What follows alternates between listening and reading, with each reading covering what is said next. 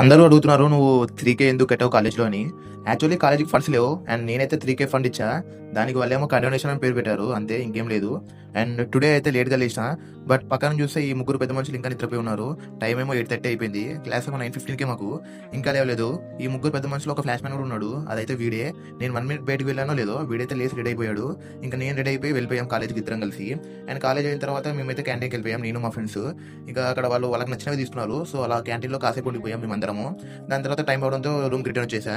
And జిమ్‌కి ready అయిపోయి నేను మా ఫ్రెండ్ అయితే జిమ్‌కి కలిసి వెళ్ళిపోయాం. సో బట్ నేనైతే అక్కడ చియా సీడ్స్ మర్చిపోయా. సో నేనైతే మా జిమ్ బ్రో వాళ్ళ రూమ్‌లో చియా సీడ్స్ ఉన్నాయంటే నేను అక్కడికి వెళ్ళిపోయా. ఇక్కడ చూడండి మా జిమ్ బ్రో ఎన్ని మెయింటైన్ చేస్తున్నాడు ఎగ్స్. ఖచ్చితంగా దీంట్లో కొన్ని దుబ్బేస్తా. అది వేరే విషయం అనుకోండి. అండ్ ప్రీ వర్కౌట్‌కి 2 బనానాస్ అండ్ 2 బ్రూ ప్యాకెట్స్ తీసుకున్నా. టుడే మన వర్కౌట్స్ వచ్చేసరికి చెస్ట్ అండ్ బైసెప్. సో చెస్ట్‌కి అయితే నేను బెంచ్ ప్రెస్‌తో స్టార్ట్ చేశా. అండ్ అలా ఒక 3 వేరియేషన్స్ కంప్లీట్ చేశా చెస్ట్‌ని. అండ్ దాని తర్వాత మనకు బైసెప్ ఉంటది. నేనైతే బైసెప్‌కి 2 వేరియేషన్సే చేశా. ఎందుకంటే బైసెప్ అనేది చిన్న మజిల్ కదా. సో దానికి ఎక్కువ వేరియేషన్ అవసరం లేదు. నేను 2 వేరియేషన్‌లే చేశా. సో వర్కౌట్స్ కంప్లీట్ అయిన తర్వాత యాజ్ యూజువల్‌గా నేనైతే మా రూమ్‌కి వచ్చేసా. అండ్ డిన్నర్ కంప్లీట్ చేసి వాకింగ్‌తో నా డే కంప్లీట్ చేశా. అండ్ మన వాకింగ్ స్టెప్స్ కూడా కంప్లీట్ అయిపోయాయి.